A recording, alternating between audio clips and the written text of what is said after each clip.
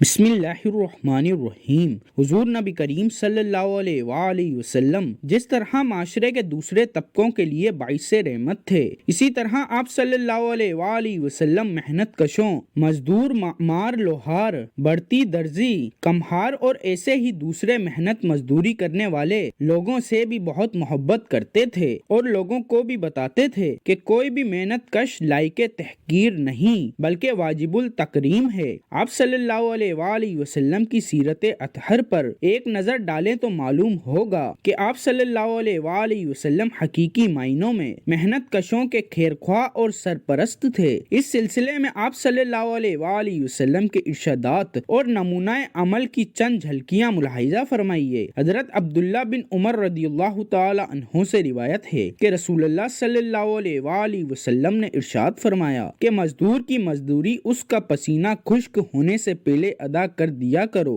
حضرت ابو ہریرہ رضی اللہ تعالی عنہ سے روایت ہے کہ رسول اللہ صلی اللہ علیہ وآلہ وسلم نے فرمایا، اللہ تعالی فرماتا ہے کہ تین قسم کے آدمی ہیں جن سے قیامت کے دن میرا جھگڑا ہوگا۔ ایک وہ شخص جس نے میرا نام لے کر کوئی معاہدہ کیا اور پھر اس کو توڑ ڈالا، دوسرا وہ جس نے کسی شریف اور آزاد آدمی کو اغوا کر کے اسے بیچا اور اس کی قیمت کھائی، تیسرا وہ شخص جس نے کسی مزدور کو مزدوری پر لگایا پھر اس سے پورا کام لیا اور کام لینے کے بعد اس کو مزدوری نہیں دی۔ حضرت مقدام بن معدی کرب رضی اللہ تعالی عنہ سے روایت ہے کہ رسول اللہ صلی اللہ علیہ وآلہ وسلم نے ارشاد فرمایا کہ کسی نے کبھی کوئی کھانا اس سے بہتر نہیں کھایا جو اس نے اپنے ہاتھ کی محنت سے کما کر کھایا، اور اللہ کے پیغمبر حضرت داؤد علیہ السلام اپنے ہاتھوں سے کام کر کے کھاتے تھے۔ رسول اکرم صلی اللہ علیہ وآلہ وسلم لوگوں کو ان باتوں کی تلقین بھی فرمایا کرتے تھے کہ مزدور اور اجیر کو کام پر لگانے سے پہلے اجرت طے کر لی جائے۔ اگر کوئی مزدور کسی ناگہانی سبب یا ناراضگی وغیرہ کے باعث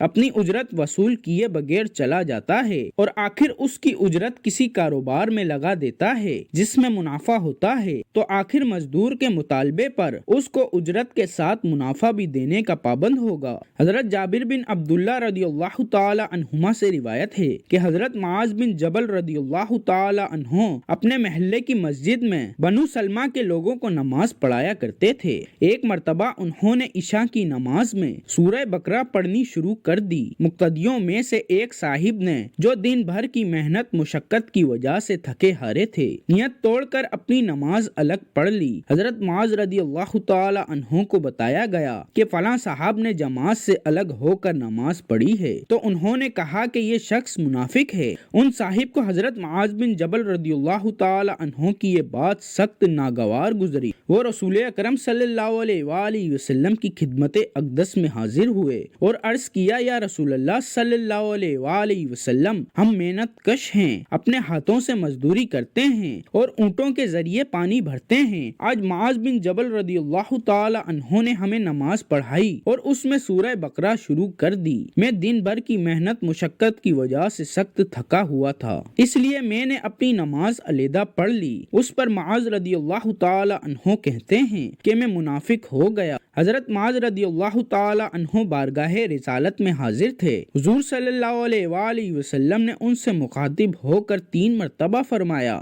اے معاذ، کیا تم لوگوں میں فتنہ برپا کرو گے؟ اس کے بعد آپ صلی اللہ علیہ وآلہ وسلم نے ان کو ہدایت فرمائی کہ چھوٹی سورتیں پڑھ لیا کرو، کیونکہ مقتدیوں میں بوڑھے، کمزور اور محنت کش سبھی قسم کے لوگ ہوتے ہیں۔ ایک مرتبہ ایک انصاری صحابی رسول اکرم صلی اللہ علیہ وآلہ وسلم کی خدمت میں حاضر ہوئے اور آپ صلی اللہ علیہ وآلہ وسلم سے مصافحہ کیا، تو حضور صلی اللہ علیہ وآلہ وسلم نے ان کے ہاتھ پر سیاہی یا کچھ اور نشانات دیکھ کر پوچھا، تمہارے ہاتھ پر یہ سیاہی کیسی ہے یا نشانات کیسے ہیں؟ انہوں نے عرض کیا، یا رسول اللہ، میں پتھروں پر پھاوڑا یا کدال چلاتا ہوں اور محنت مزدوری کر کے اپنے اہل و عیال کا پیٹ پالتا ہوں۔ یہ سن کر آپ صلی اللہ علیہ وآلہ وسلم نے ان کا ہاتھ چوم لیا اور فرمایا، یہ ایسا ہاتھ ہے جس کو آگ نہ چھوئے گی۔ ملازمین اور مزدوروں کے ساتھ توقیر و تکریم ہی کا ایک پہلو یہ ہے کہ آپ صلی اللہ علیہ وآلہ وسلم بنفس نفیس ان کے جنازے میں شرکت فرمایا کرتے تھے۔ اس کا اس درجہ اہتمام تھا کہ ایک سیاہ فام خاتون مسجد میں جھاڑو دیا کرتی کرتی تھیں چند دنوں آپ کو نظر نہیں آئیں۔ آپ صلی اللہ علیہ وآلہ وسلم نے ان کے بارے میں دریافت کیا تو بتایا گیا کہ ان کی وفات ہو گئی ہے۔ آپ صلی اللہ علیہ وآلہ وسلم نے استفسار کیا، تم لوگوں نے مجھے کیوں اطلاع نہیں کی؟ آپ صلی اللہ علیہ وآلہ وسلم کو یہ بات ناگوار ہوئی۔ آپ صلی اللہ علیہ وآلہ وسلم نے فرمایا، گویا لوگوں نے اس کے معاملے کو حقیر سمجھا۔ پھر ارشاد ہوا، مجھے اس کی قبر بتاؤ۔ آپ کو قبر بتائی گئی۔ آپ صلی اللہ علیہ وآلہ وسلم بنفس نفیس تشریف لے گئے اور قبر ہی پر نماز جنازہ ادا فرمائی۔ حسن سلوک ہی کا ایک عمل یہ ہے کہ اگر خادم بیمار پڑ جاتے تو آپ ان کی عیادت کے لیے تشریف لے جاتے اور اس میں مسلمان اور غیر مسلم کی بھی تفریق نہیں تھی۔ مشہور واقعہ ہے کہ آپ کے خادموں میں ایک یہودی لڑکا تھا، وہ بیمار ہوا تو آپ صلی اللہ علیہ وآلہ وسلم اس کی عیادت کے لیے تشریف لے گئے۔ حضرت عبداللہ بن عمر رضی اللہ تعالی عنہ سے روایت ہے کہ ایک صاحب بارگاہ نبوی میں حاضر ہوئے اور عرض کیا کہ میرا ایک خادم ہے جو غلطیاں اور زیادتیاں کرتا ہے، کیا میں اس کی پٹائی کر سکتا ہوں؟ آپ صلی اللہ علیہ وآلہ وسلم خاموش رہے۔ اس نے دوسری بار اور پھر تیسری بار یہی سوال کیا۔ بعض روایتوں میں ہے کہ دریافت کیا کہ آخر کتنی بار معاف کروں؟ آپ صلی اللہ علیہ وآلہ وسلم نے فرمایا، ہر دن 70 بار۔ ظاہر ہے اس میں 70 کی تحدید مقصود نہیں ہے بلکہ کثیر مقصود ہے۔ خود آپ صلی اللہ علیہ وآلہ وسلم کا معمول مبارک تھا کہ آپ صلی اللہ علیہ وآلہ وسلم نے کبھی اپنے کسی خادم یا زوجہ پر ہاتھ نہیں اٹھایا۔